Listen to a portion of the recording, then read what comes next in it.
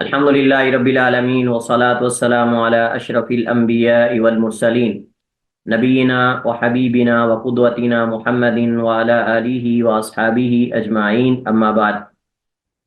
हमने हदीस नंबर 10 पर हमने जो है वो छोड़ा था पिछला सबक, और हदीस नंबर 10 से इंशाल्लाह हम आज आगाज़ करते हैं, जो कि सैयदना अबू हुरैरा रज़ी अल्लाह ताला अन्हु की रिवायत है।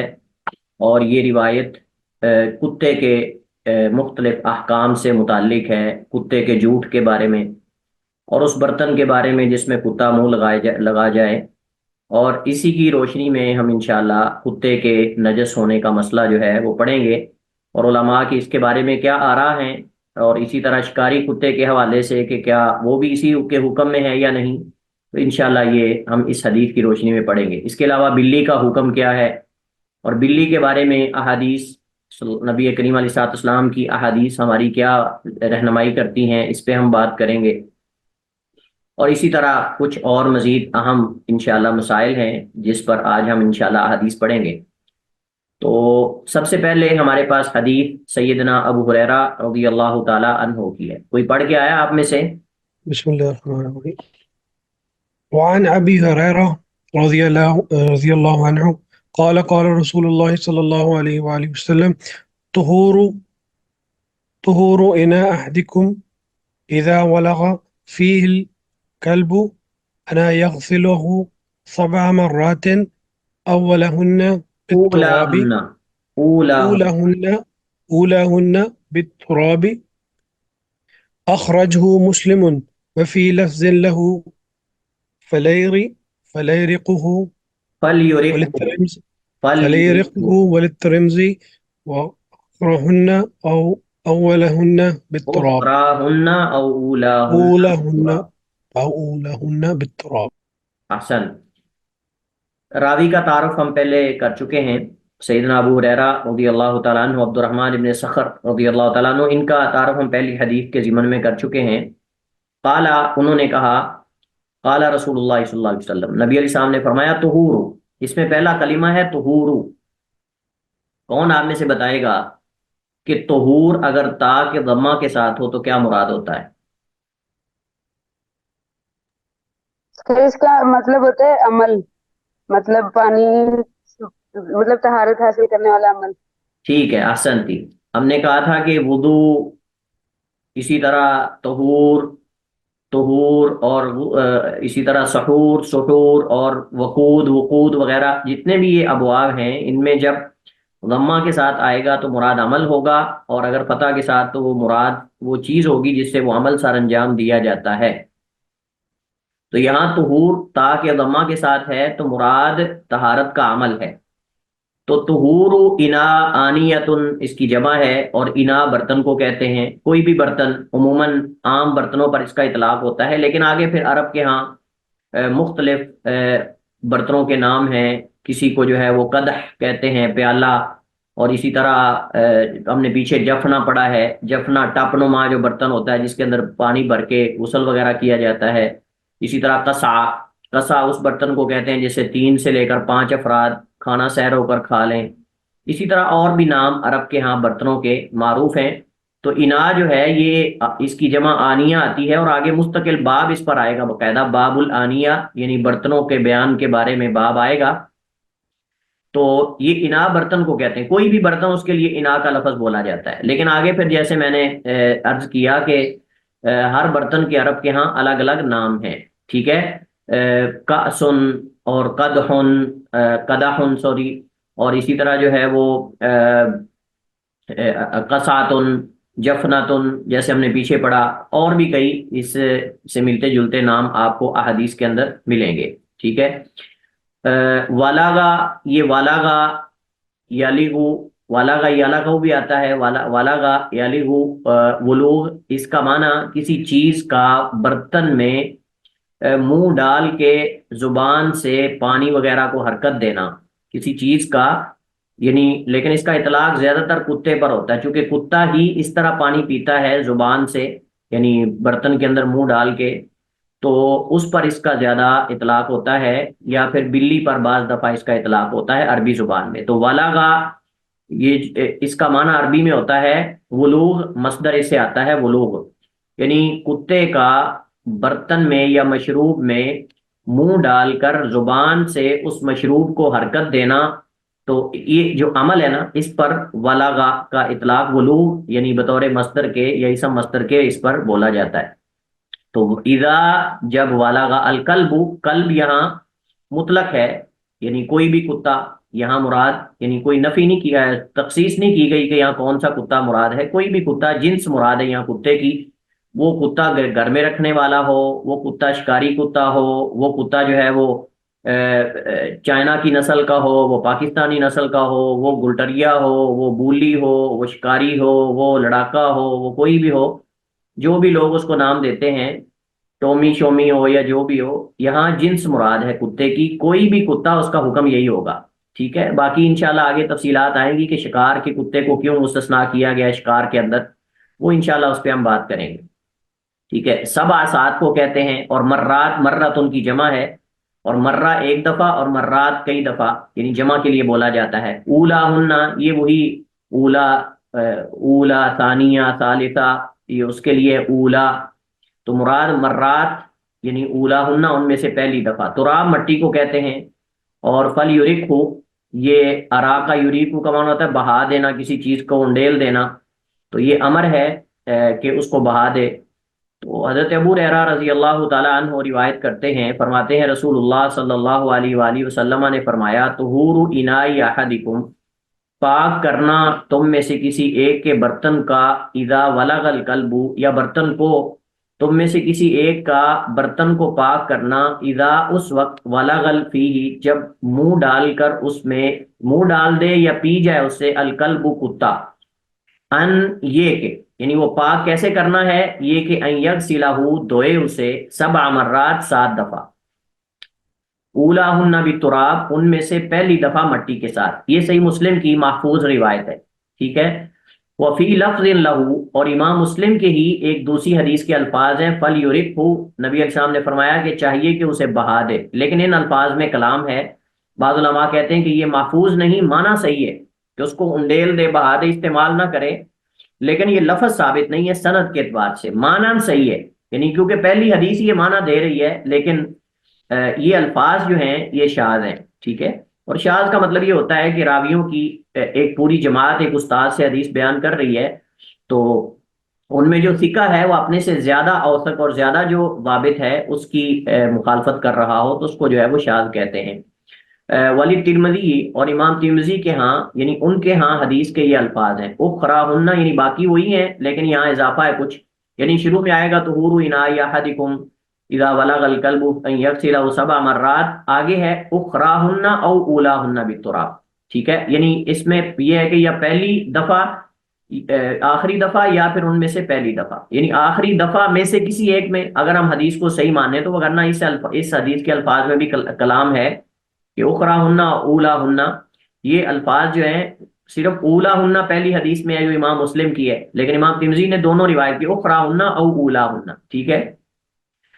تو یا تو پہلی دفعہ میں سے کسی باری میں مٹی کے ساتھ، یا پھر آخری باریوں میں سے کسی باری، لیکن یہ آپ جانتے ہیں کہ آخری باریوں میں سے بالکل آخری باری میں مٹی کے ساتھ نہیں ہوگا، بلکہ آخری باریوں میں سے کسی باری میں، یعنی شروع کے جو نمبر ہیں ان میں کسی میں، یا پھر آخر میں، تو صاف ظاہر ہے کہ یا چھٹا ہوگا یا 5واں ہوگا یا پھر پہلا دوسرا ہوگا، یہ مراد ہے، یعنی اگر پہلے میں آپ نہیں کر سکے تو آخری میں سے کسی میں کر دیں، لیکن بالکل آخری 7واں نہیں ہوگا، کوئی 7ویں کے بعد پانی پھر کیسے بہائیں گے، پھر تو 8 ہو جائیں گے نا، تو اس وجہ سے یعنی آخری دفعہ میں سے کسی ایک میں یا پھر شروع میں اس کو مٹی کے ساتھ جو ہے وہ دھو لیا جائے، اگر اس روایت کے الفاظ کو ہم صحیح مان لیتے ہیں تو اس صورت کے اندر ہے۔ باقی جیسے میں نے گزارش کی کہ فل یورکھو کے الفاظ بھی شاذ ہیں، اس میں بھی کلام ہے، اور باقی جو اولا ہننا اخرا ہننا اس پر بھی بعض علماء نے کلام کی ہے، ٹھیک ہے۔ حدیث کے فوائد کی طرف چلتے ہیں، تو حدیث میں واضح طور پہ یہ سمجھ آ رہی ہے کہ کتے کا جھوٹ جو ہے، اگر مطلب وہ برتن میں منہ ڈال جائے تو وہ کتا اس برتن کو نجس کر دیتا ہے، ٹھیک ہے، اس مشروب کو بھی نجس کر دیتا ہے، اور اس سے پتہ چلتا ہے کہ کتا انتہائی نجس جانور ہے، انتہائی نجس حیوان ہے، اس وجہ سے اس کو گھر کے اندر رکھنے کی اجازت نہیں دی گئی، سوائے چند صورتوں کے جس کا آگے انشاءاللہ ہم ذکر کریں گے، ٹھیک ہے۔ اور یہ جو ہمارے یہاں ٹرینڈ چل چکا ہے نا آج کل، گھروں کے اندر مسلمانوں نے کتے پالنے شروع کر دیے ہیں، اور آج کل بلکہ بڑی عجیب صورتحال یہ کہ یورپ کی تقلید کرتے ہوئے آج کل کتے ہمارے مسلمانوں کے بیڈ روم کے اندر پہنچ چکے ہیں، اور یہ بڑی حیرانگی کی اور المیہ ہے، اور یہ ڈوب مرنے کا مقام ہے ہمارے لیے کہ ہم مسلمان وہی عمل کرتے جائیں بجائے نبی کی احادیث کے، نبی کریم علیہ الصلوۃ والسلام کی تعلیمات کے، جیسے سوشل میڈیا پر ہمیں ذہن سازی ہماری کی جاتی ہے، اور ہمیں باقاعدہ یعنی بچپن سے ہی ہمارے بچوں کو یہ سکھایا جاتا ہے کہ ہم نے گھر میں دو چیزیں رکھنی ہیں، ایک بلی رکھنی ہے اور ایک کتا رکھنا ہے، ٹھیک ہے؟ اور کتا بھی ایک نہیں، ہر گھر کے فرد کا کتا الگ ہوگا، اور ہر ایک کی نسل الگ ہوگی، اور ہر ایک کے ساتھ سوئے گا وہ کتا، ہر ایک کے ساتھ چلے گا، برتنوں میں منہ مارے گا گھروں کے اندر، وہ جو کچھ کرے وہ گھر کا، آپ سمجھ لیں کہ بعض بلکہ اس قدر ہمارے اندر سے غیرت ختم ہوتی جا رہی ہے کہ اللہ تعالیٰ فرماتا ہے قرآن کریم میں وَلَقَدْ كَرَّمْنَا بَنِي آدَمَ، ہم نے بنی آدم کو عزت دی ہے۔ اس کا مطلب یہ کہ بنی آدم معزز انسان ہیں، ان کے رہنے سہنے کا رنگ ڈنگ، ان کا لباس اور ان کا کھانا پینا الگ ہوگا حیوانات سے، یہ نہیں کہ حیوانات کے اندر کھائیں پیئیں گے، ان کے ساتھ مل جل کر رہیں گے۔ یہ تو وَلَقَدْ كَرَّمْنَا بنی آدم کا مفہوم نہیں ہے کہ انسان معزز ہے لہٰذا وہ دوسروں کو بھی اپنے مقابلے میں برابر کر لے، برابر ایک بیڈ پہ سلائے، ایک بیڈ میں سوئے۔ یعنی ہمارے عجیب حالت ہے کہ جیسے یورپ کے اندر خواتین کر رہی ہیں، آج مسلمان خواتین بھی وہی کر رہی ہیں، صبح صبح اٹھ کے جو ہے وہ نماز نہیں پڑھتا، لیکن پارک جو ہوتے ہیں ان کے ارد گرد اپنے کتے کو سیر کروا رہا ہوتا ہے۔ اللہ کے حضور جو ہے وہ سر بسجود ہونے کا ٹائم نہیں، لیکن کتے کو صبح صبح، کئی دفعہ میں نے صبح صبح جب میں نماز پڑھ کے جاتا ہوں پڑھانے کے لیے، کبھی بعض دفعہ جانا پڑتا ہے، بلکہ اکثر جاتا ہوں، صبح صبح جانا ہوتا ہے، دور جانا ہوتا ہے، تو میں نکلتا ہوں دیکھتا ہوں کئی پارک کے ارد گرد کتے گھما رہے ہوتے ہیں، لیکن ان کا منہ دھلا نہیں ہوتا، اپنا منہ نہیں دھلا ہوتا، لیکن کتے کو جو ہے وہ جناب پارک کے ارد گرد جو ہے وہ چکر لگا رہے ہوتے ہیں۔ لوگ نمازیں پڑھ کے مسجد سے نکل رہے ہوتے ہیں، اور وہ بندہ جو ہے وہ اپنے کتے کو جناب ورزش کروا رہا ہے، خود کرے نہ کرے، کتے کی سیر و تفریح ہوگی، کتے کی ورزش ہوگی، کتے کو کھانا ملے گا، ملازم کو دے یا نہ دے، پڑوسی کے بچے تڑپ رہے ہیں علاج کے لیے لیکن کتے راج کر رہے ہیں۔ ہم کس طرف جا رہے ہیں پتہ نہیں۔ بعض دفعہ تو بہت ہی دل دکھتا ہے یہ چیزیں دیکھ کر، ایک اسلامی ریاست کے اندر مسلمانوں کے اندر بیڈ پر کتا پہنچ گیا ہے، آپ ذرا اندازہ لگائیں۔ اور ہمارے نبی کی حدیث، یہ آپ کے سامنے حدیث ہے کہ جس برتن کے اندر کتا منہ ڈال جائے یا اس میں سے کچھ پی جائے تو اس برتن کو 7 دفعہ مانجا جائے، دھویا جائے، اور مٹی کے ساتھ، آپ اندازہ کریں، ایک دفعہ مٹی کے ساتھ اور پھر پانی کے ساتھ۔ لیکن ہماری کیفیت کیا ہے؟ ہم مسلمان کہاں جا رہے ہیں؟ یہ آپ ذرا کسی کو بات کر کے دیکھیں، بڑی عجیب و غریب قسم کی ہماری حالت مسلمانوں کی۔ اور دوسری طرف ہمارے اعمال بھی چند گنے چنے، اور نبی کریم علیہ الصلوۃ والسلام کی حدیث ہے کہ جس گھر کے اندر کتا ہے اس گھر کے ہر فرد کے نیک اعمال میں سے ایک قرات اجر و ثواب کم ہوتا ہے روزانہ کی بنیاد پر۔ یہ صحیح حدیث اللہ کے نبی کی، ایک قرات اجر و ثواب اس کے ہر گھر کے فرد سے کم کیا جاتا ہے۔ اور ایک قرات جو ہے، ایک حدیث میں آتا ہے احد پہاڑ کے برابر ہے، اور ایک حدیث میں آتا ہے کہ وہ درہم کا 10واں یا 20واں حصہ ہے۔ آپ اندازہ کریں کہ جس کا روزانہ ایک قرات فیملی کے تمام افراد کا ضائع ہو نیکی کا، باقی کیا بچے گا؟ ہم اپنی نیکیاں ضائع کر رہے ہیں، کتے کی تکریم کر رہے ہیں، اور اپنے اجر اور اپنی نیکیاں ضائع کر رہے ہیں کتے کے پیچھے یورپ کی تقلید کے اندر۔ کون یہ ساری تعلیمات ہمارے مسلمانوں کو دے گا؟ اس وجہ سے میرا یہ پیغام، اگر آپ میں سے کوئی آپ کا ہمسایہ یا کوئی جاننے والا کوئی ایسا ہے تو اس کو یہ پیغام دیں نبی کریم علیہ الصلوۃ والسلام کا، یہ تعلیمات بتائیں۔ دیکھیں، ہمارا آپ لوگوں کا کورس جوائن کرنے کا مقصد صرف یہ نہیں ہے کہ اپنی حد تک ہم چیزوں کو رکھیں، بلکہ آپ اپنے افراد کے اندر، اپنی فیملیز کے اندر، اپنے جاننے والوں کے اندر اچھے طریقے سے، اچھے انداز سے آپ ان تک یہ چیزیں پہنچائیں، اور ان کو کہیں کہ یہ احادیث ہماری رہنمائی کرتی ہیں، یہ کتے گھروں کے اندر نہیں جانے چاہیے، ہمارے گھر کے افراد نہیں بننے چاہیے یہ۔ میں ایک خاتون کو دیکھا بازار کے اندر سبزی لے رہا تھا، تو میں نے دیکھا کہ کتے ہی کتے گھوم رہے ہیں، تو میں نے کہا یار یہ آوارہ کتے کہاں سے آ گئے؟ تو وہ سبزی والا کہتا ہے یہ آوارہ نہیں ہے، یہ جو آپ کے پاس یہ خاتون کھڑی تھی ابھی سبزی لے کے جا رہی ہیں، یہ اس کے سارے کتے ہیں۔ اور پھر اس نے مجھے بتایا کہ یہ خاتون صاحبہ جو ہیں جب روٹی لے کے جا رہی ہوتی کتے چاٹ رہے ہوتے ہیں اس کو، اور اس کے گھر کے اندر کہتا ہے میں کئی دفعہ سبزی لینے گیا ہوں تو میں نے دیکھا کہ ان کے گھر کے برتن چاٹ رہے ہوتے ہیں اور ان کے ساتھ بیٹھ کے کھا رہی ہوتی ہے، ایک ہی برتن کے اندر کتا۔ میں آپ کو یہ ساری باتیں ایسے اپنی طرف سے نہیں کر رہا، یہ میرے پاس یہ واقعات اور علمی شواہد موجود ہیں اس چیز پر۔ وہ بتا رہے تھے سبزی والے بھائی کہ یہ میں ان کے گھر کئی دفعہ سبزی دینے گیا ہوں تو میں نے دیکھا کہ کتا بھی اسی برتن میں کھا رہا ہوتا ہے، ان کے کتے بھی، اور یہ خاتون بھی ساتھ کھا رہی ہوتی ہے۔ یہ وہ صحیح اقبال نے کہا تھا کہ وضع میں ہو تم نصارہ، تمدن میں ہنود، یہ ہیں مسلمان جنہیں دے کے شرمائی یہود، انا للہ و انا الیہ راجعون۔ تو حدیث میں کتے کے نجس ہونے کی دلیل ہے، اور نجس ہونے کی دلیل کہاں سے ہم نے لی ہے کہ جب آپ نے اس برتن کو 7 دفعہ مانجنے کا، دھونے کا حکم دیا ہے کہ جس کے اندر کتا منہ ڈال جائے اس کو، تو کتے کی کیا حالت ہوگی؟ اگرچہ اس مسئلے کے اندر اختلاف ہے، انشاءاللہ آگے ہم چل کے اس کو ذکر۔ حدیث میں کتے کے منہ لگے برتن کو وجوبی طور پر پاک کرنے کا حکم ہے۔ وجوبی میں نے کیوں ذکر کیا؟ کیونکہ بعض علماء کہتے ہیں جی کتا پاک ہے اور اس کا برتن مانجنے کا جو حکم ہے یہ تو ایک عبادت کے طور پر، جیسے آپ نے کھڑے پانی کے اندر پیشاب کرنے سے منع کیا ہے، ہم نے پیچھے مسئلہ پڑھا تھا، وہ کہتے ہیں اسی طرح کتے کے منہ لگے برتن کو دھونے کا حکم ہے، لیکن یہ نہیں بتایا گیا کہ وہ نجس ہونے کی وجہ سے یا کس وجہ سے۔ لیکن ہم نے کہا کہ جب اس کے اندر آپ نے انڈیلنے کا کہہ دیا ہے پانی کو، اور اس برتن کو 7 دفعہ، پھر ایک دفعہ کہہ دیا جاتا، لیکن 7 دفعہ، اس کا مطلب یہ کہ کتا بذاتی ہی اس کا لعاب، جب حالانکہ لعاب جو ہوتا ہے نا کتے کے بدن پر اور یہ نجاستیں ہوتی، لیکن لعاب بعض دفعہ اس کا حکم مختلف ہوتا ہے چیزوں سے۔ گدھا ہے، آپ دیکھیں گدھا جو ہے، گدھے کے بارے میں یہ حکم موجود ہے کہ گدھا جو ہے اس کا لعاب وغیرہ، بعض علماء کہتے ہیں کہ وہ نجس نہیں ہے، اگرچہ گدھا حرام ہے، لیکن گدھے کی سواری، گدھے کا پسینہ، اللہ کے نبی صاحب نے گدھے کی سواری کی ہے، پسینہ لگ جاتا ہے، اس کا پسینہ نجس نہیں ہے، اس پر اتفاق ہے علماء کا، کسی کا اختلاف ہی نہیں۔ تو ہر چیز کا حکم جو پارٹس ہوتے ہیں یا جو اجزاء ہوتے ہیں وہ ایک نہیں ہوتا۔ تو اس پہ انشاءاللہ ہم بات کرتے ہیں آگے، یہ مسئلہ آ رہا ہے تفصیل سے، اور یہ مسائل ہمیں معلوم ہونے چاہیے۔ دھونے کا عادت صرف کتے کے ساتھ خاص ہے، بعض اس کو عام کرتے ہیں کہ ہر نجس چیز کو 7 دفعہ دھویا جائے گا، یہ صحیح نہیں ہے، ٹھیک ہے؟ باقی نجاستوں کو عدد کے ساتھ خاص نہیں کیا جائے گا، بلکہ اس کو ختم کرنے کے ساتھ کیا جائے گا، یعنی جتنی دفعہ میں بھی دھونے سے وہ نجاست ختم ہو جائے تو وہ پاک ہو جائے گی چیز۔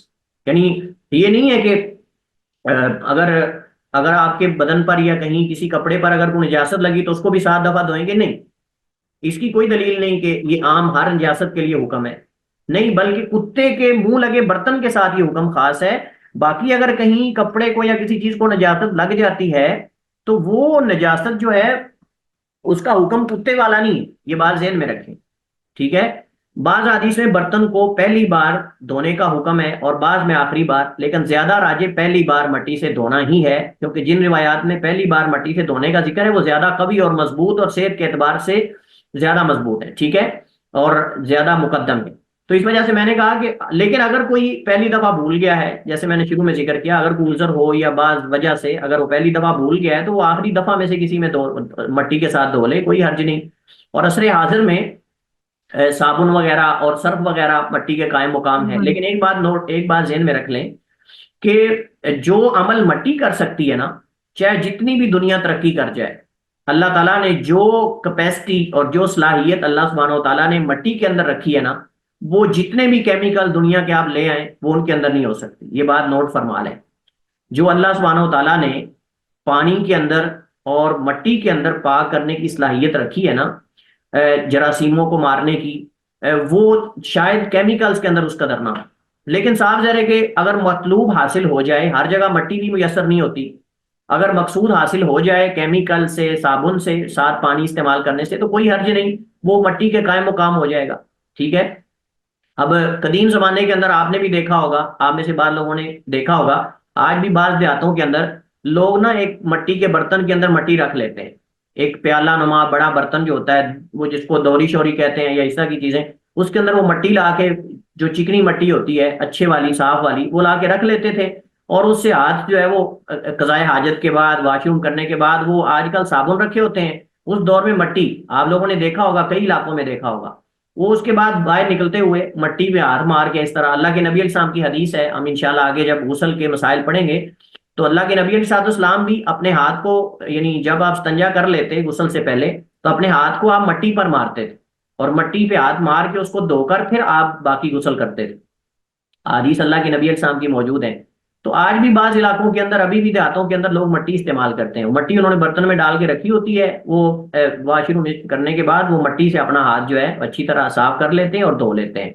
تو بہرحال یہ حقیقی بات موجود ہے کہ مٹی کے اندر جو صلاحیت اللہ تعالیٰ نے رکھی ہے وہ صابن اور ان چیزوں کے اندر نہیں ہے، تو افضل تو یہی ہے کہ اگر مٹی میسر ہو تو پھر مٹی سے ہی مانجنا چاہیے، لیکن اگر میسر نہ ہو تو پھر کیمیکل، صابن وغیرہ دیگر چیزیں موجود ہیں، الحمدللہ وافر مقدار میں موجود ہیں اور بکثرت موجود ہیں، ٹھیک ہے؟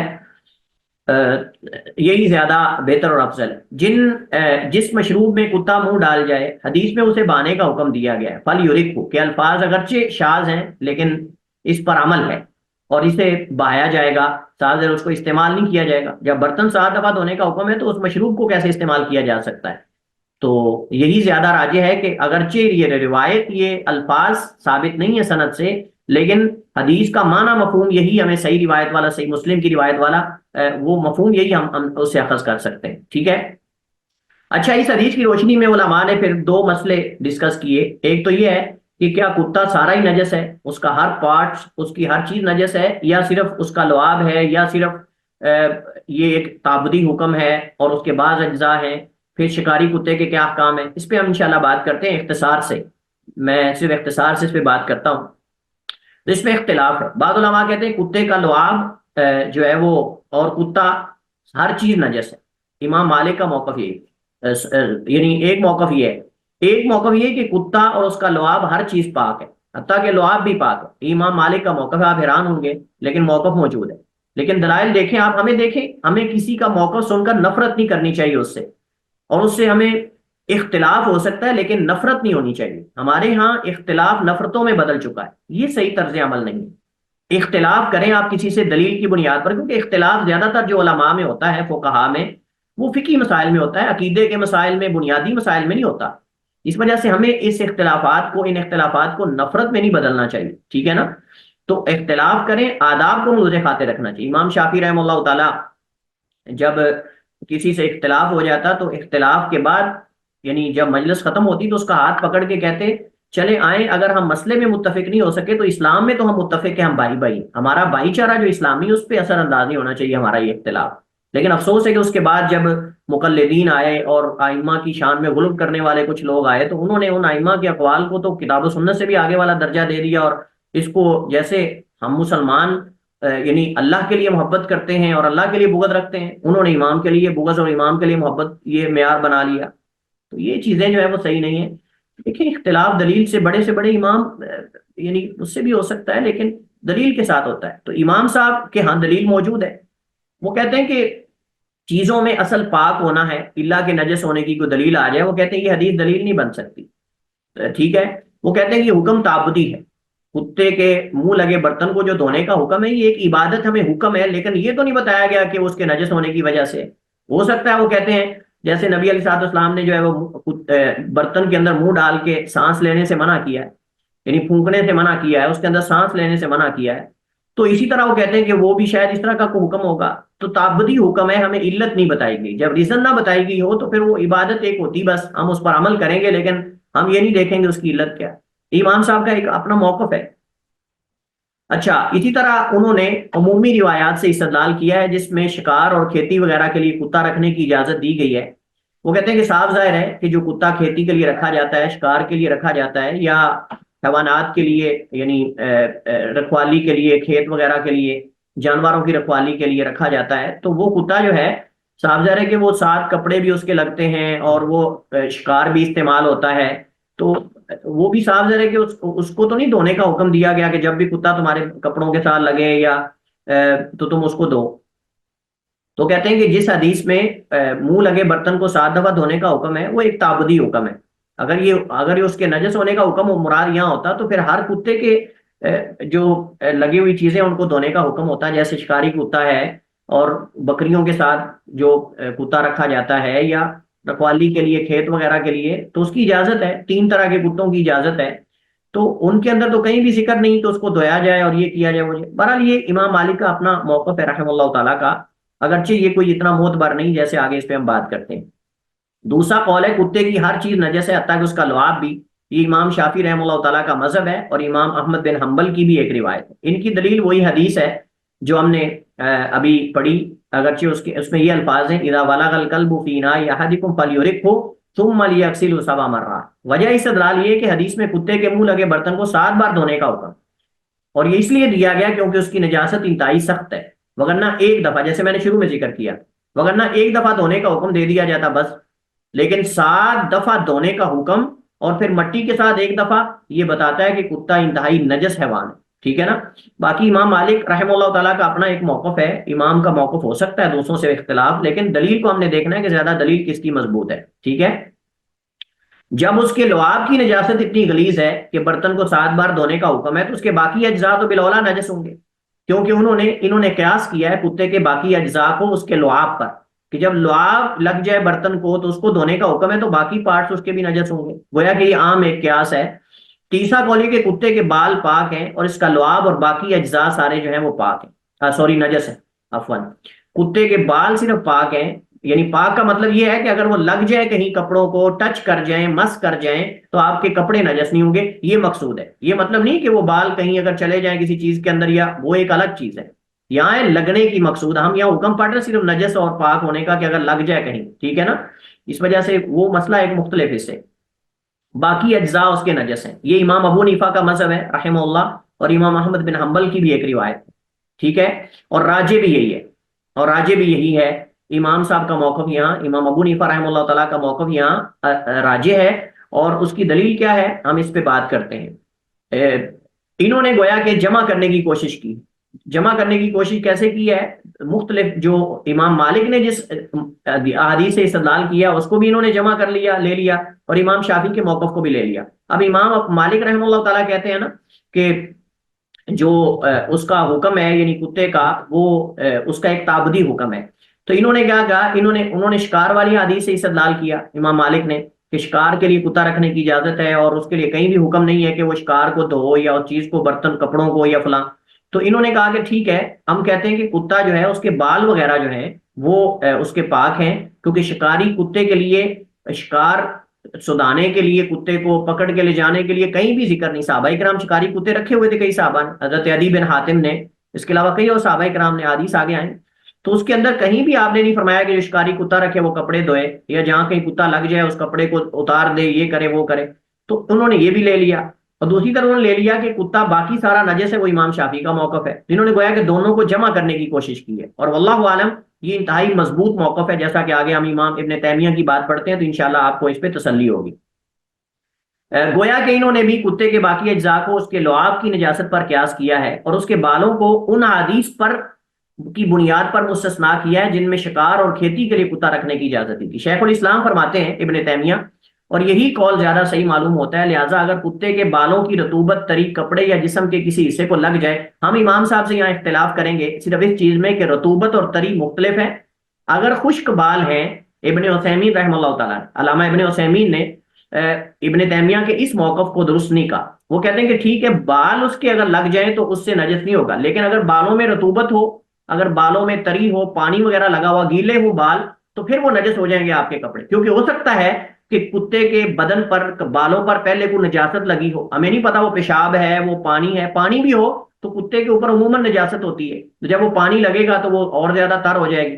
تو اس وجہ سے وہ کہتے ہیں، ابن عثیمین فرماتے ہیں، صالح ابن عثیمین رحمہ اللہ تعالیٰ شیخ، وہ کہتے ہیں کہ اس صورت کے اندر کتے کے اگر رطوبت لگی ہوئی ہے، اگر اس کے بال گیلے ہیں تو نجس کر دے گا کپڑوں کو، اور اگر خشک ہے تو پھر نجس نہیں کرے گا. تو ابن تیمیہ سے انہوں نے معمولی اختلاف کیا صرف یہ تری اور خشکی کا. ٹھیک ہے نا.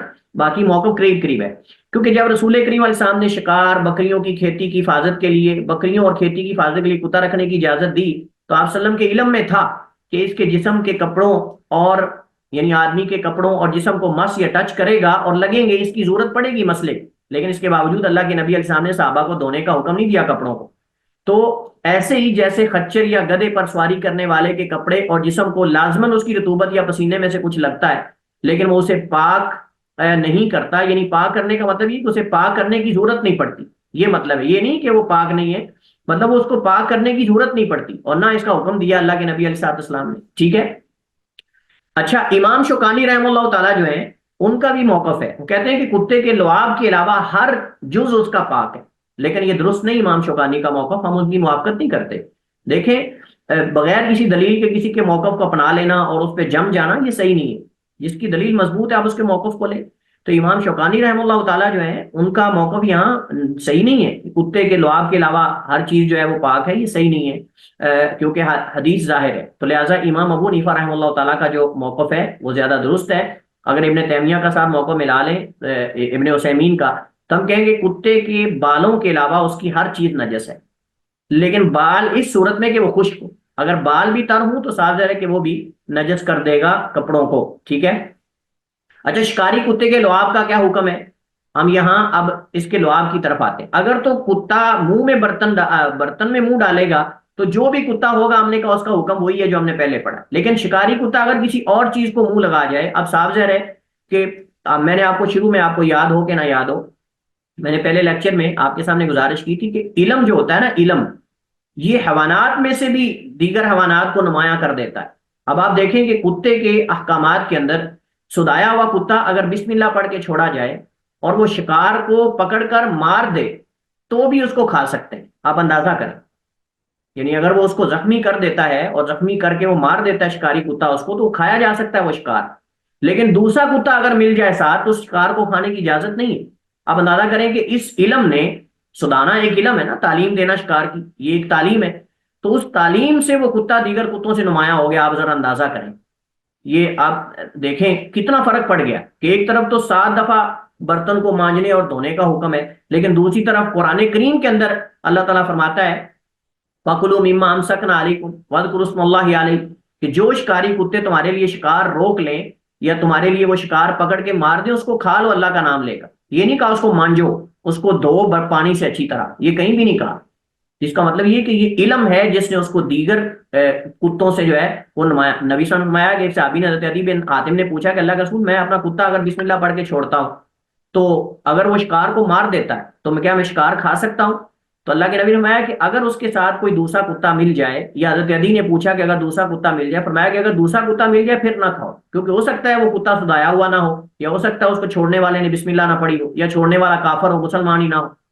آپ دیکھیں یہاں تک تعلیمات نبی کریم کے حدیث کے اندر موجود ہے ہمارے لیے، کوئی چیز نہیں چھوڑی اللہ کے نبی نے جو بیان نہ کی ہو، ہر چیز کی تفصیل اور وضاحت، حتیٰ کہ یہ بھی ذکر کیا اللہ کے نبی نے، اگر تم نے پرندے کو تیر مارا یا فائر، آج کل فائر ہے، اگر آپ نے پرندے کو فائر مارا، آپ نے شرع مارا اس کو، آپ نے تیر مارا، شوٹ کیا، اور وہ پرندہ اڑ کے کہیں پانی کے اندر جا کے مر گیا، تو آپ نہ اس کو کھائیں، کیونکہ ہو سکتا ہے وہ غرق ہونے سے مرا، آپ کے فائر سے نہ مرا۔ ہاں اگر وہ غائب ہو گیا 2 دن 3 دن کے بعد آپ کو کہیں ملا تو آپ دیکھیں، اس کو حدیث کے اندر ہے، آپ دیکھیں اگر فائر اسی جگہ لگا ہوا ہے جہاں آپ نے لگایا تھا اور وہ وہی پرندہ ہے تو پھر کھا لو، یعنی آپ کے فائر سے اگر مرا اور اگر اس کے اندر سے بدبو نہیں آ رہی تو یعنی آپ یہاں تک دیکھیں وضاحت موجود ہے احادیث کے اندر۔ چلے ہمارا موضوع نہیں، میں کہتا ہوں ہم جلدی سے یہ اس کو موضوع کو کور کریں۔ تو پہلا قول یہ کہ شکاری کتے کا لعاب بھی نجس ہے، لہذا اسے دھویا جائے گا جہاں کہیں بھی لگے گا، ٹھیک ہے، یہ جمہور کا موقف ہے، اور ان کی دلیل وہی گزشتہ حدیث ہے جو ہم نے پیچھے پڑھی ہے، کہتے ہیں کتا عام ہے، کوئی بھی کتا اس کے اندر آتا ہے۔ دوسرا یہ کہ شکاری کتے کا لعاب نجس نہیں، کیونکہ جانور کے جس حصے پر سے پکڑ کر وہ شکار کرتا ہے اسے دھونے کا حکم نہیں دیا گیا اور نہ ہی دھویا جاتا ہے، یہ شافعیہ اور حنابلہ کا موقف ہے۔ ہم کہتے ہیں کہ اگر تو برتن میں منہ ڈال جائے، شکاری کتا ہو یا کوئی بھی ہو، تو اس برتن کے ساتھ یہ خاص ہے کہ اس کو 7 دفعہ دھویا جائے، ٹھیک ہے۔ لیکن اگر وہ شکاری کتا کسی اور چیز کو منہ لگاتا ہے، کپڑے کو منہ لگا دیتا ہے، یا وہ کسی صاف ظاہر ہے کہ کتے لوگ پکڑ کے لے کے جاتے ہیں، کپڑوں کو ٹچ کر جاتا ہے، یا پھر وہ شکار کر رہا ہے، تو شکار کو 7 دفعہ نہیں دھویا جائے گا، کیونکہ یہ حکم برتن کے ساتھ خاص ہے، جیسے ہم نے اس پہ بات کی، کیونکہ قرآن کریم میں اللہ تعالیٰ فرماتا ہے فَكُلُوا مِمَّا أَمْسَكْنَا عَلَيْكُمْ وَاذْكُرُوا اسْمَ اللَّهِ عَلَيْهِ، جس شکار کو تمہارے لیے پکڑ کر روک رکھیں اسے کھا لو اور اس پر اللہ کا نام ذکر کرو۔ تو اس کے اندر دھونے کا کہیں بھی حکم نہیں۔ رسول کریم علیہ السلام نے صحابہ کرام کو شکار کی تمام تعلیمات دی، تمام احکامات سکھائے، لیکن انہیں اس جانور کے گوشت کو دھونے کا حکم نہیں دیا جسے شکاری کتے کے ذریعے شکار کیا جاتا ہو، نہ صحابہ نے پوچھا ہے۔ راجی یہی ہے دوسرا موقف شیخ الاسلام ابن تیمیہ رحمہ اللہ تعالیٰ اور علامہ ابن عثیمین کا بھی وہی موقف ہے، وہ کہتے ہیں کہ شکاری کتے کا لعاب جو ہے وہ پاک ہے، اگر وہ شکار کو لگ جاتا ہے یا اس جانور کو لگ جاتا ہے تو وہ جانور نجس نہیں ہوگا اور نہ ہی اس کو 7 دفعہ دھویا جائے گا، لیکن صاف ظاہر ہے کہ دھوئیں کو تو صحیح، ہم عام گوشت بھی دھوتے ہیں، ہم پاک چیزیں بھی لگ جائیں کہیں تو ہم دھوتے ہیں، ٹھیک ہے نا، تو دھویا جائے گا، ہم یہ نہیں کہتے کہ نہیں دھویا جائے گا، لیکن اس کا حکم وہ والا نہیں ہوگا جو دیگر کتوں والا ہے، کیونکہ اللہ کے نبی علیہ الصلوۃ والسلام نے باقاعدہ فرق کیا ہے۔ 11ویں حدیث ہمارے پاس ہے، وعن ابی قتادہ ان رسول اللہ صلی اللہ علیہ وسلم قال فی الحرۃ انها لیست بنجس انما ہی من الطوافین علیکم اخرجہ الاربعہ وصححہ الترمذی وابن خزیمہ۔ یہ بلی کے جھوٹ کے بارے میں اور بلی کے حکم کے بارے میں یہ حدیث ہے، جیسے پہلے کتے کا ذکر ہے اب بلی کا ذکر ہے۔ حضرت ابو قتادہ حارث بن ربعی الانصاری ان کا نام ہے، حارث بن ربعی الانصاری الخزرجی، یہ انصار میں سے خزرج سے ہیں، اور ابو قتادہ ان کی کنیت ہے، انصار کے یعنی قبائل میں سے بنو سلمہ سے ہیں، ٹھیک ہے، اور غزوہ بدر کے علاوہ باقی تمام غزوات میں اللہ کے نبی علیہ الصلوۃ والسلام کے ساتھ شریک رہے، اور ان کی بہادری کی وجہ سے انہیں فارس و رسول اللہ کا لقب دیا جاتا ہے۔ حضرت ابو قتادہ رضی اللہ تعالیٰ عنہ سے چند احادیث مروی ہیں، اور ان کی وفات مدینہ میں 54 ہجری کو ہوئی، رضی اللہ تعالیٰ عنہ وعن صحابتی اجمعین۔ الفاظ ہیں جی حدیث میں، فی الہرۃ، ہرہ جو ہے یہ بلیوں کی جنس کے لیے، جنس میں سے مؤنث کے لیے بولا جاتا ہے، ہرہ مؤنث کے لیے، اور اس کی جمع آتی ہرر، ہررن جمع ہے ہرتن کی، اور مذکر کے لیے آتا ہے ہرن بغیر تا کے، ٹھیک ہے، مذکر کے لیے یعنی جو بلا ہوتا ہے نا اس کے لیے ہرن کا بولا جاتا ہے، اور اس کی جمع آتی ہرارا، ٹھیک ہے نا، مؤنث کے لیے ہراتن اور اس کی جمع ہرارن، اور مذکر کے لیے ہرن اور اس کے لیے جمع آتی ہے ہرارتن، ٹھیک ہے۔ انہا لیست بنجس، یہ جو ہے جیم کے فتح کے ساتھ، یعنی مراد نجاست کا عین یا اس کی ذات، یعنی وہ بذاتی ہی نجس نہیں، یہ مقصود ہے، ٹھیک ہے۔ من الطوافین، یہ طواف سے ہے، طواف کی جمع ہے طوافین، ٹھیک ہے، اور یعنی کثرت سے آنے جانے والوں میں سے، طواف سے ہے نا، تو طواف کا معنی بھی چکر لگانا، تو چونکہ یہ گھروں کے اندر آمد و رفت ان کی رہتی ہے، جیسے غلام لونڈیاں وغیرہ ان کی آمد و رفت رہتی، بچوں کی آمد و رفت رہتی، اسی طرح یہ بھی آنے جانے والوں میں سے ہے، یعنی جیسے تمہارے گھر کے خادم ہوتے ہیں ان کا آنا جانا لگا رہتا ہے، برتن لے آؤ، سبزی لے آؤ، فلاں چیز لے آؤ، اب یہ کر دو وہ کر دو، چونکہ ان کا کام ہی خدمت ہے، تو اسی طرح یہ بلی بھی جو ہے ان کا گھر کے اندر آنا جانا لگا رہتا ہے بلیوں کا۔ چوہا پکڑنے آ گئی، آج کل تو ایک بندہ ہے اس نے بلیوں کا کام ہی سارا خراب کر دیا ہے، وہ چوہے پکڑ رہا ہے پیسوں پر، آج کل 150 120 روپے لے کر، فیصلہ آبادی کوئی ہے کمر چوہوں والا، آج کل سوشل میڈیا پہ وائرل ہوا ہے، اس نے تو چوہوں کا اور جو دوائیاں بیچنے والے ان کا کام ہی تمام کر دیا ہے، وہ آج اس کو دیکھ کر کئی اور چھپکلیاں پکڑنے لگ گئے ہیں۔ پاکستان کے اندر بس کام ملنا چاہیے لوگوں کو، سوشل میڈیا والوں کو بھی اور دوسروں کو بھی، بس آج کل وہ بلیاں اور چوہے پکڑ رہے ہیں، بلیاں بیچاری شکوا کر رہی ہیں کہ وہ چوہے کم ہو گئے، تو بہرحال یہ ان کی آمد و رفت جو ہے وہ جاری رہتی ہے، ٹھیک ہے۔ اس وجہ سے اللہ کے نبی علیہ تحیت و تسلیم نے فرمایا کہ یہ تمہارے اوپر آنے جانے والوں میں سے یا آنے جانے والیوں میں سے، بعد حدیث میں طوافات کے الفاظ ہیں، طوافین کی بجائے، یعنی جمع مؤنث ہے، ٹھیک ہے نا، اور یہ جمع مذکر ہے، تو یعنی آنے جانے والوں میں سے یا آنے جانے والیوں میں سے، تو مراد یعنی جیسے تمہارے غلام اور تمہارے خادم ہوتے ہیں، خادمات ہوتی ہیں، اسی طرح یہ بھی یعنی آنے جانے والوں میں سے، اور جو چیزیں کثرت سے آتی جاتی ہیں ان کے احکامات پھر خاص ہو جاتے ہیں، کیونکہ ان سے بچنا مشکل ہو جاتا ہے، ان سے بچنا مشکل ہو جاتا ہے، پرہیز کرنا، اس وجہ سے پھر شریعت کو اس کے اندر وسعت پیدا کرنی پڑتی ہے، اور شریعت ایسے احکام کے اندر جہاں مشقت آ جاتی ہے اللہ کا حکم اس کے اندر وسیع ہو جاتا ہے، وسیع کا معنی اس کے اندر آسانی ہو جاتی ہے اور وسعت پیدا ہو جاتی ہے، جیسا کہ انشاءاللہ ہم اس سے جو ہے یہ قاعدہ اخذ کریں گے، ٹھیک ہے۔ حدیث کے ترجمے کی طرف جلدی سے چلتے ہیں۔ حضرت ابو قتادہ انصاری رضی اللہ تعالیٰ عنہ روایت کرتے ہیں، ان رسول اللہ، بے شک رسول کریم علیہ السلام نے فرمایا، پھر ہرتی، بلی کے بارے میں، انہا یعنی آپ سے پوچھا گیا، آپ نے فرمایا انہا لیست بنجس، کہ بے شک یہ نجس نہیں، انما ہی من الطوافین علیکم، یہ تو تمہارے اوپر آنے جانے والوں میں سے، یعنی جیسے خادم وغیرہ ہوتے ہیں۔ اخرجہ الاربعہ، اسے چاروں نے روایت کیا، یعنی بخاری مسلم کے علاوہ، وصححہ ترمذی، اور ترمذی نے اس کی تصحیح بھی کی ہے، صحیح کہا اسے، اور ابن خزیمہ نے روایت بھی کیا ہے اور اسے صحیح بھی کہا ہے۔ حدیث میں ہمارے لیے کئی ایک فوائد ہیں جی۔ اس حدیث میں پہلا فائدہ یہ ہے کہ بلی کے منہ اور جوٹ کے پاک ہونے کا بیان ہے، کہ بلی کا منہ بھی پاک ہے اگر کہیں لگ جائے، اور اس کا جوٹ بھی پاک ہے، اس کی وجہ اس کا گھروں میں بکثرت آنا جانا ہے، کیونکہ جس کا بلی بذات خود حرام ہے، جس کا جوٹ جو ہے پاک ہے، جیسے میں نے آپ کو گدھے کے بارے میں بتایا، ٹھیک ہے، کیونکہ جس کا گھروں میں بکثرت آنا جانا ہو اس سے گھر کے برتن دیگر اشیاء کا بچانا محفوظ کرنا مشکل ہو جاتا ہے، اس وجہ سے شریعت نے اس کے جوٹ کو پاک قرار دے دیا ہے۔ حدیث کا یہ معنی ہرگز بھی نہیں لیا جائے گا کہ بلی کا گوبر، بلی کا پیشاب وغیرہ بھی نجس نہیں ہے، ہرگز یہ معنی مراد نہیں ہے، بلکہ صرف اس کے جوٹ کے پاک ہونے کو بیان کیا گیا ہے، اور مقصود ہے وگرنہ بلی حرام جانوروں میں سے، اور اس کا خون، گوبر، پیشاب ہر چیز نجس ہے، ٹھیک ہے۔ اس حدیث سے علماء نے ایک اصولی قاعدہ اخذ کیا ہے، ان المشقت تجلب التیسیر، کہ مشقت جو ہے، تنگی اور مشقت یہ آسانی کو کھینچتی ہے، مشقت آسانی کو کھینچتی ہے، یعنی جہاں مشقت آتی ہے وہاں اللہ تعالیٰ آسانی پیدا فرما دیتا ہے، یہ مقصد ہے اس قاعدے اور ضابطے کا، اور اس حدیث سے اخذ کیا گیا۔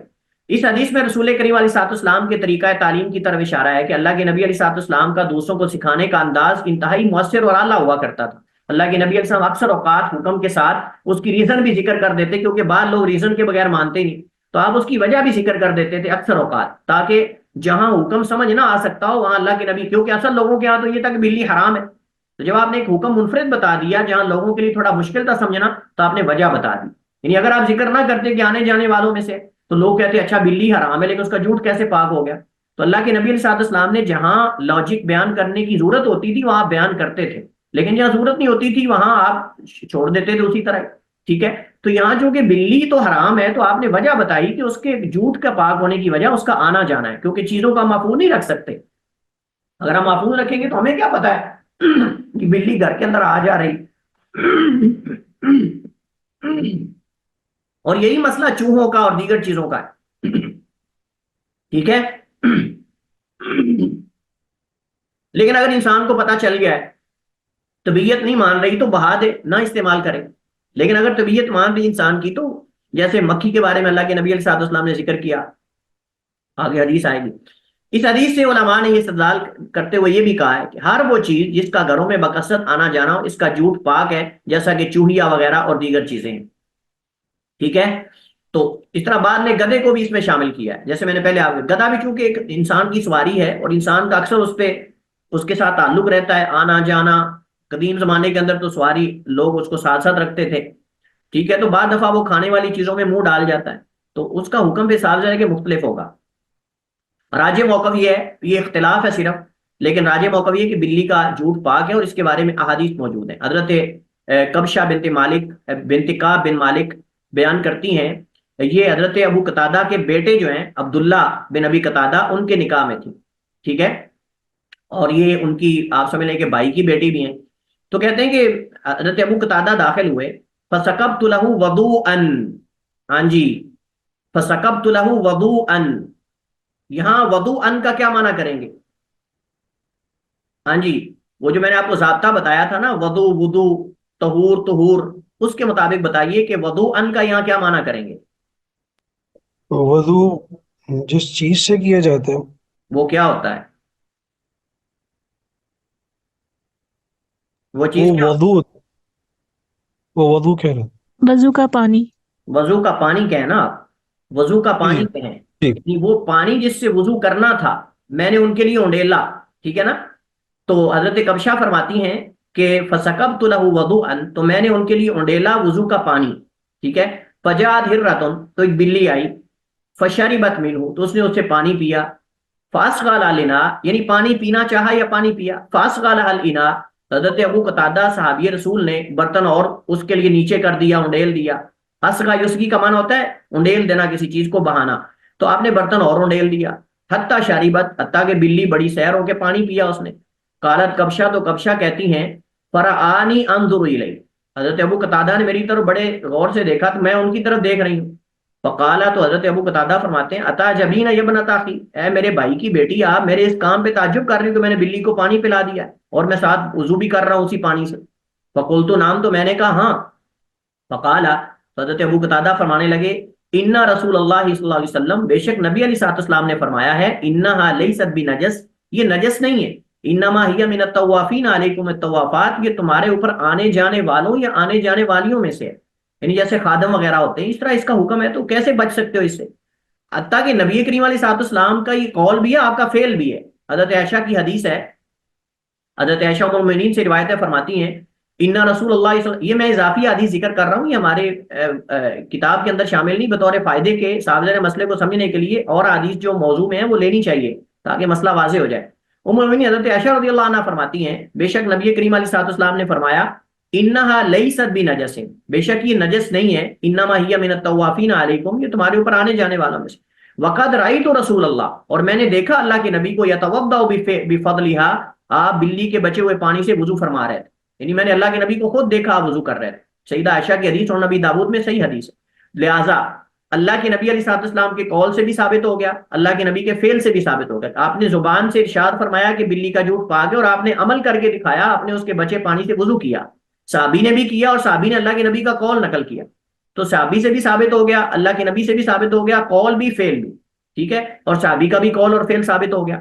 ٹھیک ہے، اس کو قولی فعل ہی آپ حدیث کہہ سکتے ہیں. ٹھیک ہے، اچھا امام ابو حنیفہ رحمہ اللہ تعالیٰ کا موقف تھوڑا مختلف ہے. وہ کہتے ہیں کہ بلی کا جھوٹ جو ہے وہ مکروہ ہے لیکن حرام نہیں, نجس نہیں, سوری مکروہ ہے.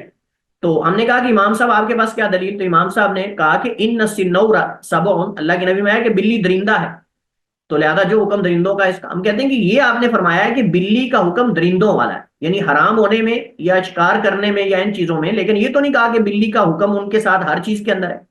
اور دوسری بات یہ کہ حدیث یہ ضعیف ہے, مسند احمد میں ہے اور حدیث میں کلام, اور حدیث ضعیف ہے.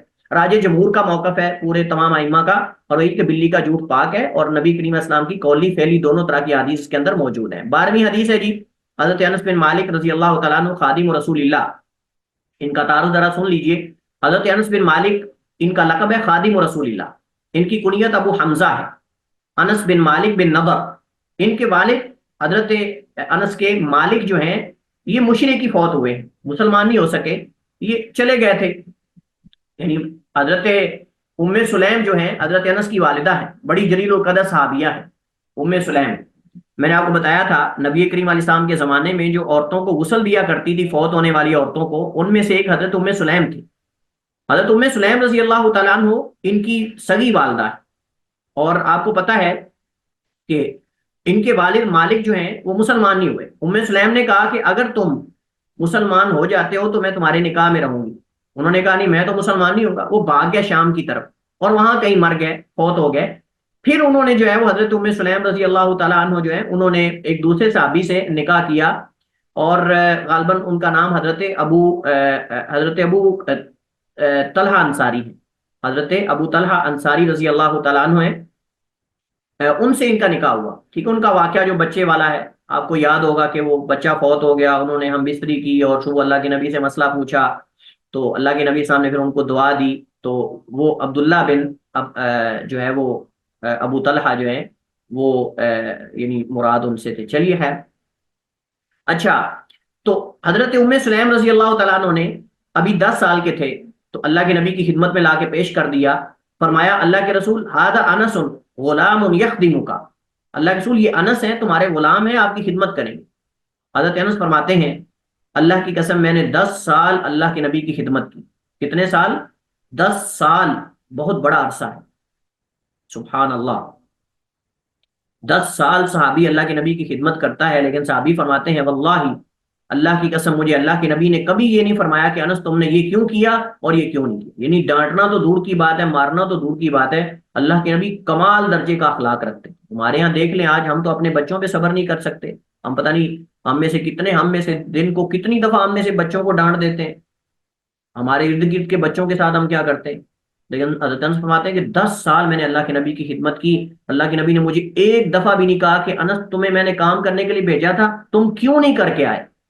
ہاں یہ ہوتا تھا کہ حضرت انس فرماتے کہ میں بچہ تھا, بعد دفعہ جاتے جاتے بچوں کے ساتھ کھیلنے لگ جاتا تھا, تو اس وقت پتہ چلتا جب میرے پیچھے میرے کندھے پر ہاتھ اللہ کے نبی رکھتے اور میں پیچھے مڑ کے دیکھتا, اللہ کے نبی علیہ الصلوۃ والسلام مسکرا رہے ہوتے. اللہ کے نبی فرماتے انس میں نے تمہیں کام بھیجا, بس اس سے زیادہ اللہ کے نبی السلام نے کبھی نہیں. آپ ذرا اندازہ کریں, ایک بچے ہیں, ٹھیک ہے, بچوں سے اس طرح کی چیزیں ہو جاتی ہیں, اور دوسرا یہ ہے کہ پھر وہ کھیلنے لگ جاتے, لیکن اس کے باوجود اللہ کے نبی علیہ الصلوۃ والسلام نے کتنا صبر کیا اور کتنا اللہ کے نبی اخلاق عالیہ کے مالک. تو بہرحال نبی کریم علیہ السلام کی خدمت کرنے کی وجہ سے اللہ کے نبی نے ان کو دعا دی تھی. کیا دعا تھی؟ فرمایا اللہم اکثر مالہ وولدہ وبارک لہ فیما آتیتہ, اللہ ان کے مال میں, اولاد میں, عمر میں برکت پیدا کر دے. حضرت انس فرماتے ہیں کہ اللہ نے مجھے مال بھی بہت زیادہ دیا, اولاد بھی بہت زیادہ دی, اور عمر 100 سال کی عمر میں فوت ہوئے. اور فرماتے ہیں کہ لوگوں کا باغ ایک دفعہ پھل دیتا تھا, لوگوں کا باغ زمین ایک دفعہ, لیکن میرا جو ہے وہ سال میں 2 دفعہ پھل دیتا تھا. یعنی باقیوں کا سال میں 1 دفعہ پھل دیتا تھا باغ, میرا 2 دفعہ پھل دیتا تھا نبی کریم علیہ السلام کی دعا کی برکت سے. اور اتنی اولاد تھی, لمبی عمر کی وجہ سے, زیادہ اولاد کی وجہ سے 125 بچے انہوں نے اپنی اولاد میں سے اپنے ہاتھوں سے دفن کیے. 125, یعنی چونکہ لمبی عمر پائی, 100 سال 100 سال کے اندر 2 نسلیں گزر جاتی ہیں آج کل کے دور کے اندر تو خصوصاً. تو 125 بچے انہوں نے اپنے بیٹے, پوتے, نواسے وغیرہ جو بھی سارے کہتے ہیں میں اپنے ہاتھ سے دفن کی, اور ابھی جو زندہ تھے وہ درجن سے زیادہ تھے. یعنی ان کے اپنے بیٹے, اپنی ان کی اولاد, سیدنا انس رضی اللہ تعالیٰ عنہ. بہرحال حضرت انس ان صحابہ کرام میں سے ایک ہیں جو اللہ کے نبی سے بکثرت حدیث روایت کرنے والے, ان سے مروی احادیث کی تعداد جو ہے حضرت انس سے وہ تقریباً 2286 ہے، اور ان سے روایت کرنے والے راوی جو ہیں تقریباً 200 سے زیادہ ہے جنہوں نے ان سے احادیث لی ہیں، اور 90 یا 93 ہجری کو، 93 میں یا 90 میں، مختلف اس کے اندر اقوال ہیں، 93 کو یا 90 کو ان کی وفات جو ہے بصرہ میں، بلکہ میں نے آپ کو بتایا تھا بصرہ میں سب سے آخر میں فوت ہونے والے صحابی حضرت انس بن مالک، بصرہ میں سب سے آخر میں فوت ہونے والے صحابی حضرت انس بن مالک رضی اللہ تعالی عنہ۔ حدیث کے اندر ہے، حدیث پڑھتے ہیں ہم، جاء عربی فی طائفۃ المسجد فزجرہ الناس فنہاهم النبی صلی اللہ علیہ وسلم فلما قضى بولہ امر النبی صلی اللہ علیہ وسلم بذنوب من ماء فاغریق علیہ، متفق علیہ۔ حدیث کے الفاظ کی طرف چلتے ہیں۔ حدیث میں اعرابی، اعرابی جو ہے جو بادیہ نشین ہوتے ہیں، جنگلی دیہاتی زندگی گزارنے والے بدو ہوتے ہیں، ان کے لیے، بدو لوگوں کے لیے اعرابی بولا جاتا ہے، ٹھیک ہے۔ اس کی جمع اعراب قرآن کریم کے اندر وقالت الاعراب آمنا، قرآن کریم کے اندر بھی آیا ہے، اور بھی ایک دو جگہ استعمال ہوا ہے۔ فی طائفۃ المسجدی، مسجد کے طرف اور کنارے میں، طائفہ جو ہے وہ ایک حصے کو کہتے ہیں، تو مسجد کے ایک کنارے یا ایک حصے میں اس نے پیشاب کر دیا تھا بدو نے، بذنوب من ماء، ذنوب جو ہے عربی میں زال کے فتح کے ساتھ پڑھیں گے، ذنوب نہیں، ذنوب گناہوں کو کہتے ہیں، ذنب ان کی جمع ذنوب ہے، اور یہ مراد اس سے جو ہے وہ پانی سے بھرا ہوا ڈول ہے، پانی سے بھرا ہوا ڈول، یہ ذنوب ہے، ذنوب نہیں، ذنوب مراد گناہ ہے۔ آپ دیکھیں ایک نقطے اور زبر زیر سے جو ہے وہ فرق، وہ کہتے ہیں نا وہ ایک نقطہ تھا جس نے محرم سے مجرم بنا دیا، وہ ایک نقطہ تھا جس نے محرم سے مجرم بنا دیا، تو ایک زبر زیر اور نقطے سے بڑا زمین و آسمان کا فرق پڑ جاتا ہے۔ فاوری کا علیہ، تو اس پر وہ پانی کا ڈول جو ہے وہ انڈیل دیا گیا، بہا دیا گیا، ٹھیک ہے۔ تو حدیث کی طرف چلتے ہیں۔ حضرت انس فرماتے ہیں جا عرابی، ایک بدو آیا، بالا فی طائفۃ المسجد، اسے مسجد کے ایک طرف پیشاب کر دیا، فزجرہ الناس، لوگوں نے اسے ڈانٹا، برا بلا کہا، فنہاہم النبی، اللہ کے نبی نے ان کو منع کر دیا، فلما قضا بولہ، جب اس نے اپنا پیشاب پورا کر لیا، مکمل کر لیا، قضاء حاجت کر لی، امر النبی، حکم دیا اللہ کے نبی علیہ السلام نے، بذنوب من ماء، ایک پانی کا بھرا ہوا ڈول لانے کا، ٹھیک ہے، فاحریق علیہ، تو اس پر وہ بہا دیا گیا، متفق علیہ، یہ حدیث متفق علیہ ہے۔ اچھا آپ دیکھیں کہ جو یعنی آج کل چونکہ سوشل میڈیا کا دور ہے، وہ دیہاتوں کے اندر بھی لوگ نیٹ استعمال کرتے ہیں، ان کو دیکھ دیکھ کر لوگ اپنے آپ کو کچھ بہتر کر لیتے ہیں، ترقی کر رہے ہیں، لیکن اگر آپ آج بھی افریقہ کے بعد پس ماندہ علاقوں میں چلے جائیں تو اس قدر کی جہالت آج بھی موجود ہے۔ یعنی اگر ہم آج کسی کو کہنا کہ ایک بندہ سب کے سامنے مسجد میں آگے کھڑا ہو کے پیشاب کر رہا ہے تو لوگ مانیں گے نہیں، لوگ کہیں گے اچھا یہ حدیث کیسے ایسے کیسے ہو سکتا ہے۔ نہیں، جو لوگ آج بھی جو پس ماندہ علاقے ہیں، ہمارے کئی یوٹیوبرز، پاکستانی یوٹیوبرز جو ہیں وہ افریقہ کے علاقوں کے وزٹ کر رہے ہیں، آج کل آپ یوٹیوب پہ اگر دیکھیں تو اس قدر پس ماندہ کہ سادہ جھونپڑیاں آج بھی افریقہ کے اندر بیچارے تنکوں کے گھر بنا کے بیٹھے ہوئے، اور ان کے پاس کوئی دنیا کے وسائل نہیں، کچھ بھی نہیں ہے۔ یعنی آپ وہاں ان کے حالات دیکھیں تو وہی پہلے والے سارے، ان کے پاس یہ چیزیں بالکل سہولیات موجود نہیں ہیں، ٹھیک ہے، نیچے سوتے ہیں، چمڑا جانوروں کا یا حیوانات کا سانپ کھا رہے ہیں، پکا کے کچھ کھا رہے ہیں، بڑی عجیب و غریب جنگلی زندگی ان کی ہے۔ تو بلکہ ہمارے وہاں جامعہ اسلامیہ میں مدینہ میں کئی، باوجود اس کے کہ وہ بیچارے کچھ پڑے ہوئے ہوتے تھے، لیکن ان کے اندر ہم دیکھتے تھے کئی چیزوں کی کمی ہمیں نظر آتی۔ استاد کو بلاتے تھے جیسے چٹکی مار کے، ایسے کرتے تھے، یا استاد، چٹکی مار کے بلاتے تھے استاد کو جب سوال کرنا ہوتا تھا۔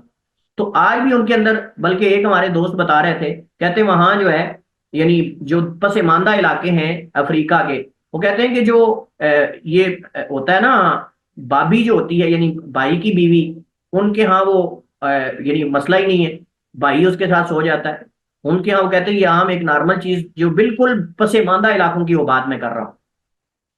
تو یہ اس دور کے اندر بھی بدو، مطلب کہ وہ شہری زندگی اور ان چیزوں سے بالکل نا واقف ہوتے تھے، تو وہ اسی طرح آپ دیکھیں کہ سامنے آ کے اس نے پیشاب کرنا شروع کر دیا۔ لیکن نبی کریم علیہ السلام کا اخلاق دیکھیں آپ، اللہ کے نبی صلی اللہ علیہ وسلم نے فرمایا کہ چھوڑ دو اس کو، بلکہ حدیث میں آتا ہے، حدیث صحیح بخاری کے اندر موجود ہے کہ جب اس بندے کو اللہ کے نبی صلی اللہ علیہ وسلم نے کچھ نہیں نہ کہا، آپ نے صرف بلا کر اس کو کہا کہ پانی انڈیل دو اس پر، صحابہ کو کہا، اور اس بندے کو بلا کر آپ نے فرمایا کہ اللہ کے بندے، ان ہادی المساجد لم تبنا لہذا، بس اللہ کے بندے یہ گھر اس لیے نہیں بنائے گئے، یہ اللہ کے گھر ہیں، یہ عبادت کے لیے بنائے گئے، اس لیے نہیں، بس اور کچھ نہیں آپ نے اس کو کہا۔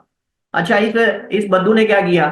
اس بدو نے جو ہے وضو کیا اور نماز شروع کر دی، نماز کے اندر دعا کر رہا ہے، اور دعا میں کیا کہہ رہا ہے؟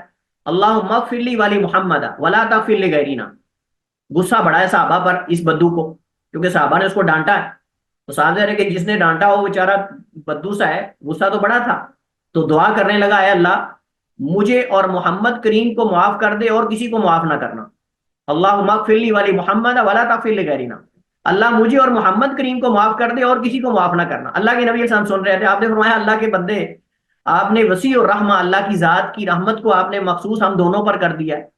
تو چونکہ اس بدو کو غصہ تھا صحابہ پر، انہوں نے ڈانٹا تھا اس کو پیشاب کرتے ہوئے، تو اللہ کے نبی علیہ السلام سے محبت ہوگی اس کو، کیونکہ آپ نے فرمایا کہ ٹھیک ہے چھوڑ دو اس کو کرنے دو۔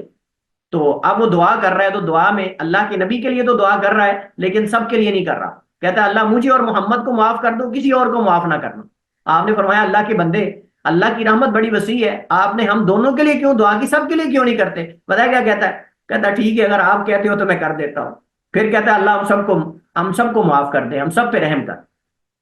تو بہرحال یہ بدو جو ہوتے تھے بیچارے سیدھے سادے ہوتے تھے، بہت سارے بالکل ان چیزوں سے نہ واقف ہوتے تھے، لیکن یہ واقعہ پیش آنا تھا اور علماء نے اس سے بڑے بڑے مسائل اخذ کرنے تھے، علماء نے اس سے بڑے بڑے فوائد اخذ کرنے تھے، اس سے علماء نے سینکڑوں مسائل اخذ کیے ہیں، اس حدیث سے علماء نے سینکڑوں مسائل اخذ کیے۔ چند ایک فوائد کی طرف میں اختصار سے اشارہ کرتا ہوں۔ پہلا، حدیث میں مسجدوں کی صفائی رکھنے اور ان نجاستوں سے پاک رکھنے کا حکم ہے۔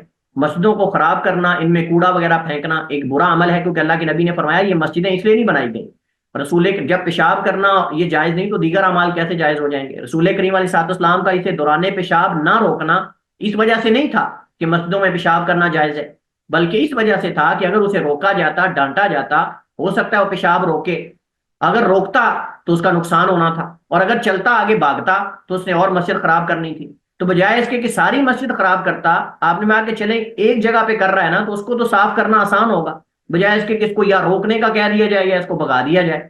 اگر روکے گا تو مسانہ پھٹ جائے گا، اس کا اپنا نقصان ہوگا، اور اگر وہ بھاگے گا تو زیادہ زمین خراب کرے گا۔ تو یہ قاعدہ ضابطہ ہے کہ جب دو فساد والی چیزیں آپ کے سامنے، تیسرا آپشن نہ ہو، دو آپشن ہے دونوں میں ہی نقصان ہے، تو آپ کم نقصان والی اختیار کریں، آپ زیادہ نقصان والی اختیار نہ کریں۔ یہ بڑا عظیم قاعدہ ہے، ہر چیز کے اندر یہ ذہن میں بٹھا لیں۔ جب آپ کے سامنے دو فتنے، تیسرا آپشن ہے ہی نہیں کوئی آپ کے لیے نکلنے کا، تو ان میں سے کم فتنے والی چیز کو اختیار کریں، ٹھیک ہے؟ اور اس کی علماء جو اس کو اپلائی کرتے ہیں جمہوریت پر، کہ جمہوریت کفر کا نظام ہے، یہ ہمارا نظام نہیں ہے، لیکن اس کا مطلب یہ ہرگز نہیں کہ ہم بالکل اس کے بائیکاٹ کر کے سائڈ پہ ہو جائیں، اچھے لوگ آگے نہ آئیں۔ کہتے ہیں کہ اگرچہ یہ صحیح نہیں، لیکن اچھے لوگ اگر آگے نہیں آئیں گے تو پارلیمنٹ میں فیصلے یہی ہوں گے جو ہمارے قاضی نے کیا اور جو ہمارے جج کر رہے ہیں، اور یہ سارے وہاں اگر کوئی بندہ بھی دفاع کرنے والا اسمبلی میں نہیں ہوگا تو اپنی مرضی سے من مانی کر کے جو چاہیں گے قوانین پاس کروائیں گے، جو چاہیں گے یہ کریں گے، لیکن جب آواز وہاں سے اٹھتی ہے نا تو اس کا فائدہ ہوتا ہے، کم از کم کچھ بھی نہیں نا تو کم از کم اتنا ہوتا ہے کہ ہمیں پتہ چل جاتا ہے وقت پہ کہ اب یہ ایکٹ پاس ہونے لگا ہے، اب یہ قانون پاس ہونے لگا ہے، یا اب یہ ترمیم ہونے لگی، کم از کم یہ تو پتہ چل جاتا ہے۔ اگر کوئی بھی اچھا بندہ آگے نہ ہو تو یہ تو پتہ ہی نہ چلے۔ اس وجہ سے علماء کہتے ہیں کہ اخف الضرر ہے، اگرچہ اس میں شمولیت اختیار کرنا یہ ان کی حوصلہ افزائی کرنا ہے، لیکن کرنی پڑے گی، اچھے لوگوں کو آگے جانا پڑے گا، اگر نہیں جائیں گے تو یہ معاملہ اور بگڑے گا اور فساد بڑھے گا، کم نہیں ہوگا۔ لیکن اب ایک بندہ کسی مسجد میں کسی بندے نے کوئی خرابی کی ہے، اب وہ اس کو روکنے میں شور اس سے زیادہ کر رہا ہے، اس سے زیادہ وہ پوری مسجد سر پہ اٹھا رہا ہے، تو یہ تو بڑا فتنہ ہے، اس سے ایک اس شر کو ختم کرتے کرتے یہ خود شر بن گیا ہے، تو یہ طریقہ صحیح نہیں ہوگا، پھر ہم کہیں گے اس کو، ٹھیک ہے؟ اچھا جی، اس حدیث میں اس بات کی دلیل ہے کہ زمین پر نجاست لگنے سے اس پر پانی بہا دینا کافی ہے، بشرطے کہ اس نجاست کا اصل ختم ہو جائے۔ اور نجاست کئی طرح کی ہوتی ہے، نجاست یا جامد ہوتی ہے یا مائع اور لیکوڈ ہوتی ہے۔ اگر نجاست جامد ہے تو اس کو کھرچ دیں، پہلے آپ اس کو کھرچ دیں، اور کھرچ دینے کے بعد یعنی وہ یا تو زمین پر ہوگی یا پھر ایسی چیز پہ ہوگی جس پہ جذب نہیں ہوتی۔ اگر وہ ایسی چیز پر ہے کہ جس پہ جذب نہیں ہوتی تو آپ اس کو کھرچ دیں، اوپر سے پانی نہ بھی بہائیں تو کھرچ دینے سے وہ پاک ہو جاتی ہے چیز۔ لیکن اگر وہ مٹی زمین پر ہے تو اگر خشک ہے تو کھرچ دیں، آپ مٹی اتنی اٹھا کے پھینک دیں، اور اگر وہ لیکوڈ ہے پانی کی صورت میں تو آپ اس کو تو آپ نہیں نا ختم کر سکتے، اب اس پر اس سے زیادہ پانی اڈیل دیں تاکہ پانی اس پر غالب آ جائے، ٹھیک ہے؟ تو جب نجاست پر پانی غالب آ جاتا ہے نا تو اس وقت وہ جگہ پاک ہو جاتی ہے، ٹھیک ہے؟ جیسے اللہ کے نبی علیہ الصلوۃ والسلام نے کچی زمین کی پیشاب اس کا جذب ہو گیا تھا تو آپ نے اس پر ایک ڈول پورا پانی کا بہا دیا تاکہ اس کے اندر سمیل نہ آئے اور وہ پانی اس پر غالب آ جائے، ٹھیک ہے؟ تو یہی حکم آج کل چیزوں کے اندر ہے۔ حدیث میں پیشاب کے نجس ہونے کی دلیل ہے، اور اس پر کسی کا اختلاف ہی نہیں کہ انسان کا پیشاب جو ہے وہ نجس ہے۔ باقی حیوانات کے پیشاب کے بارے میں انشاءاللہ آگے ہم اس پہ بات کریں گے۔ حدیث میں جاہل اور بدو کے ساتھ نرمی سے پیش آنے اور اس کے اچھے انداز میں اس کی تربیت کرنے کا بیان ہے، اور اس چیز کا بیان ہے کہ جب اس طرح کے لوگ نہ جانے میں کوئی غلط کام کریں تو ان پر حد سے زیادہ سختی نہیں کرنی چاہیے۔ اگر اللہ کے نبی بھی وہی عمل کرتے جو صحابہ کر رہے تھے، یعنی سختی اس پر کر رہے تھے، تو ہو سکتا ہے دوبارہ مسجد میں ہی نہ آتا ہو، لیکن صاحب ہے کہ وہ اللہ کے نبی سے متاثر ہوا۔ اسی طرح اگر ایک بندے کی رنگ ٹون بج جاتی ہے، بیل بج جاتی ہے موبائل کی اس کے اندر نماز کے اندر، تو اب اگر امام سپیکر پکڑ کے اس کا نام لے کر اس کو وہاں جناب اس کو کھینچ دے تو دوبارہ تو مسجد کا منہ نہیں کرے گا۔ اب ہمارے ہاں لوگ کیا کہتے ہیں، مساجد کے اندر کو آ جائے صحیح بس، دوسرے ہمارے بھائی دیکھتے ہیں کہ یہ رفع الیدین کیوں کر رہا ہے، اور ہمارے بھائی دیکھتے ہیں کہ رفع الیدین یہ کیوں نہیں کر رہا۔ بھائی وہ آ گیا تو اس کو نماز تو پڑھنے دو آپ، یعنی آپ کے یہاں صرف رفع الیدین ہی میں اسلام پڑا ہوا ہے سارا، یا دوسری طرف یہ کہ رفع الیدین نہ کرنا یہ اصل اسلام ہے۔ ہم اتنا اس قدر کیوں شدت اختیار کر جاتے کہ اگر مسجد میں کوئی دوسرا بندہ آ گیا جو رفع الیدین نہیں کر رہا تو ہم اس کی طرف گور گور کے دیکھیں، یا اگر ادھر کو کر رہا ہے تو ہم گور گور کے دیکھیں۔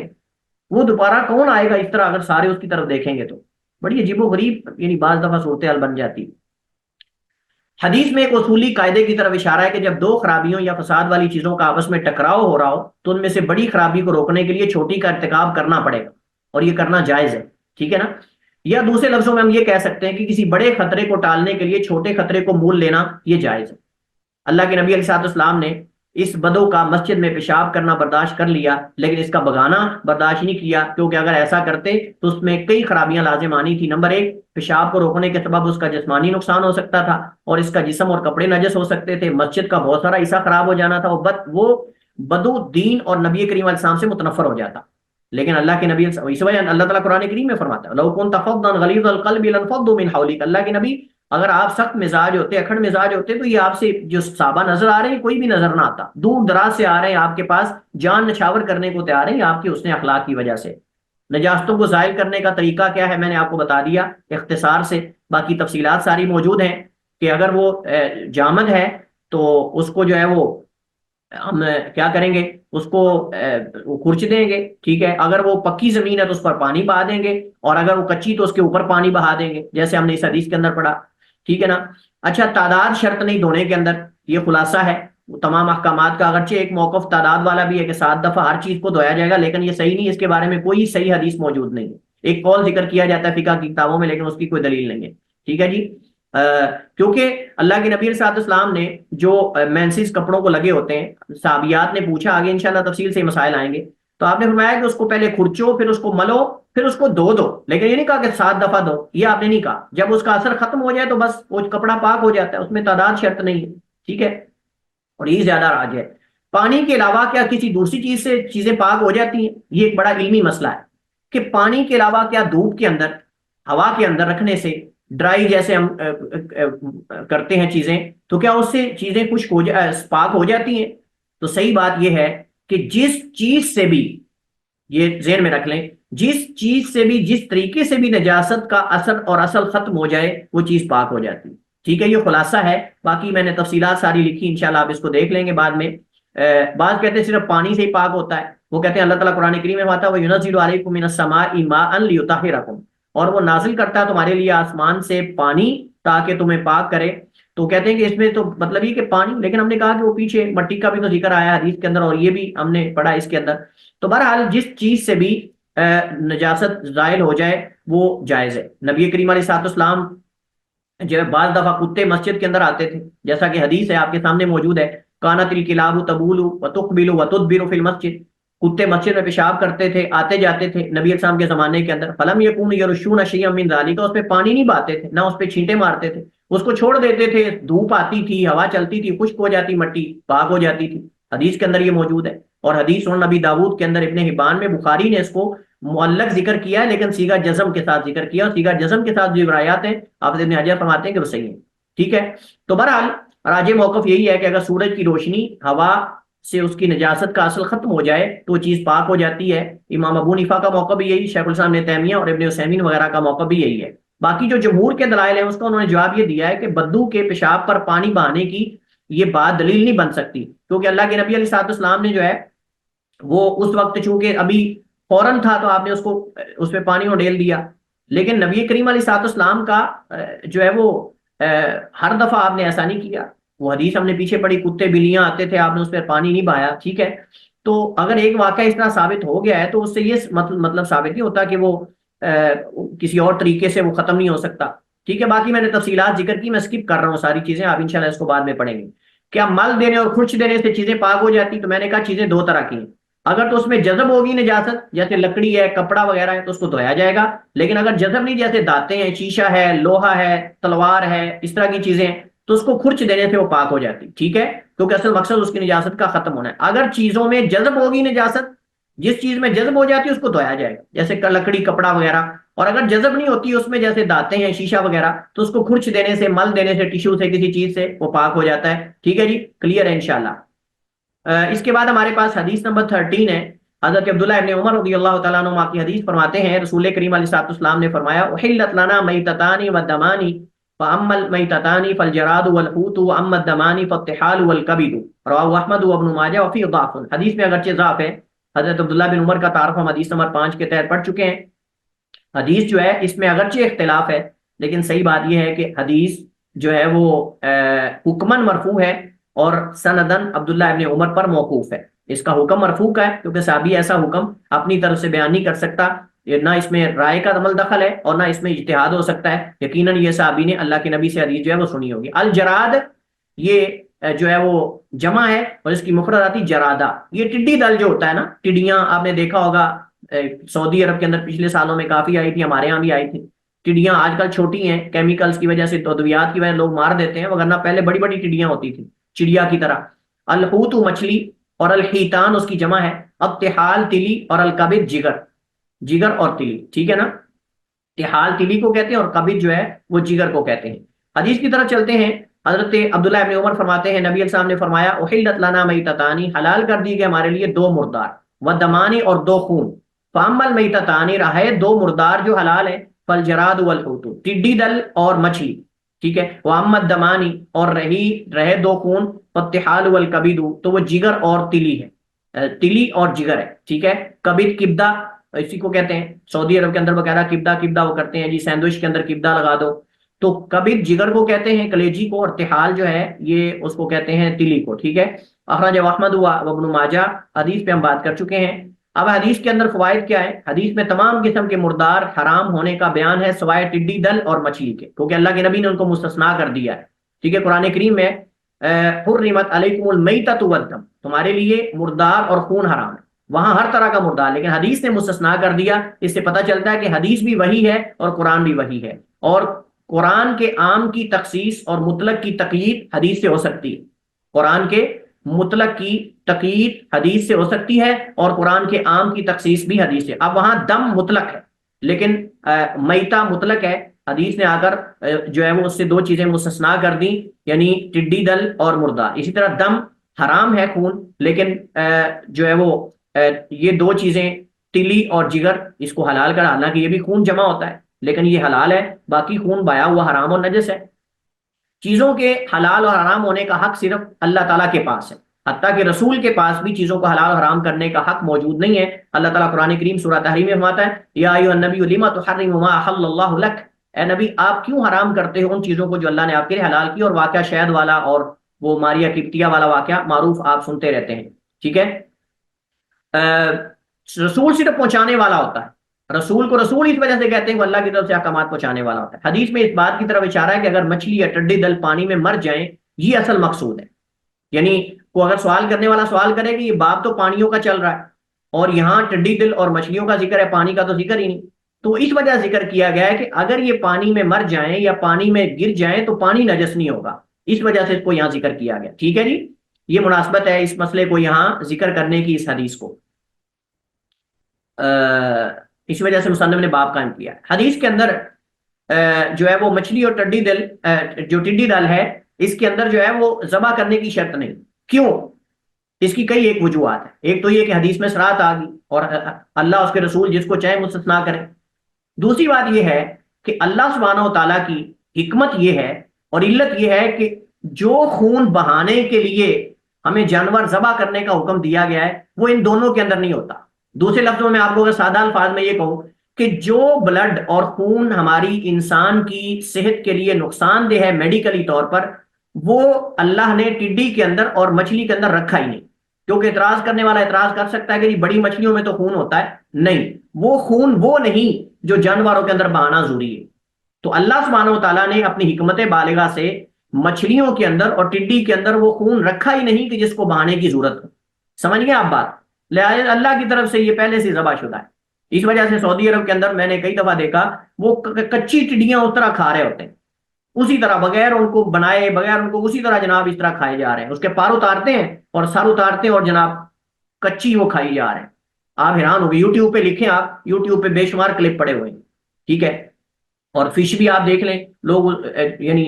تو اس کا مطلب یہ ہے کہ اس کو ذبح کرنے کی ضرورت نہیں. اور ہر وہ چیز، یہ نوٹ فرما لیں، ہر وہ چیز جس کو ذبح کرنے کا حکم نہیں، وہ زندہ اور مردہ دونوں حالتوں میں ہی وہ حلال ہے.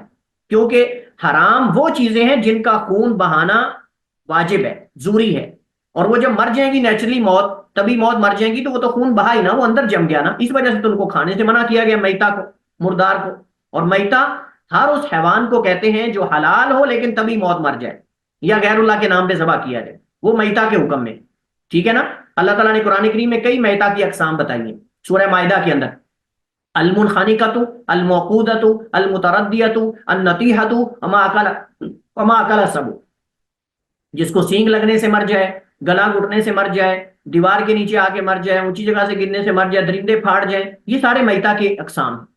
لیکن ضروری ہے کہ وہ حیوان حلال حیوانات میں سے ہو، لیکن وہ تبھی موت مر جائے یا غیر اللہ کے نام پہ ذبح کیا جائے یا شرعی طریقے سے ذبح نہ کیا جائے، وہ میتا ہے. ٹھیک ہے. لہذا یہ اللہ نے اس کے اندر یہ خون رکھا ہی نہیں کہ جو میڈیکلی طور پہ نقصان دے، لہذا ان کو ذبح کرنے کی ضرورت ہی نہیں ہے. اس وجہ سے یہ زندہ اور مردہ دونوں حالتوں میں حلال ہے. ہاں، جب تک وہ بدبودار نہ ہو جائیں آپ اس کو کھا سکتے ہیں. ٹھیک ہے. اچھا، یہ مسئلہ حل ہو گیا. مردار مچھلی کے حلال ہونے میں فقہا کے دو قول ہیں. امام ابو حنیفہ رحمہ اللہ فرماتے ہیں کہ مکروہ ہے، لیکن صحیح بات یہ ہے کہ یہاں قرات کی وجہ نہیں. وہ کہتے ہیں کہ اگر وہ یعنی سمندر اس کو پھینک دے تو پھر حلال ہے، لیکن اگر ڈوب کر مر کے اوپر تر جائے تو پھر وہ حرام ہے. اس کی وجہ یہ کہ اگر سمندر پھینک رہا ہے تو وہ فوراً ہو سکتا ہے اس نے پھینک دیا، اور اگر تر گئی تو اس کا مطلب پھول چکی ہوگی. وہ حدیث میں چونکہ آتا ہے کہ صحابہ کو دریا سمندر نے جو ہے وہ مچھلی پھینکی تھی، جس کا آگے تفصیلی واقعہ ہے. تو اس وجہ سے وہ کہتے ہیں کہ مچھلی اگر سمندر پھینک دے تو حلال ہے، لیکن اگر تر کے آ جائے تو. لیکن صحیح بات یہ کہ مچھلی ہر حال میں، وہ سمندر پھینکے نہ پھینکے، تر کے آ جائے، جس طرح بھی آ جائے، وہ زندہ مردہ ہر دو حالت میں حلال ہے. ٹھیک ہے نا. کیا سمندر کا ہر مردار حرام ہے؟ حلال ہے، سوری، کیونکہ حدیث میں ہم نے پیچھے پڑھا تھا نا، میں نے آپ کو کہا تھا کہ ہم انشاءاللہ آگے اس مسئلے کو پڑھیں گے کہ کیا سمندر کا ہر مردار حلال ہے یا کچھ چیزیں اسے مستثنا ہے. انشاءاللہ یہ مسئلہ ہم اگلے لیکچر میں تفصیل سے پڑھیں گے. نماز کا وقت ہونے والا ہے، تو ہم جو ہے وہ انشاءاللہ یہ مسئلہ آگے تفصیل سے یہاں سے اس کو سٹارٹ کریں گے. آگے اگلے لیکچر میں اسی پر اکتفا کرتے ہیں. واللہ تعالی اعلم واحکم، وصلی اللہ وسلم علی نبینا محمد وعلی آلہ وصحبہ وسلم.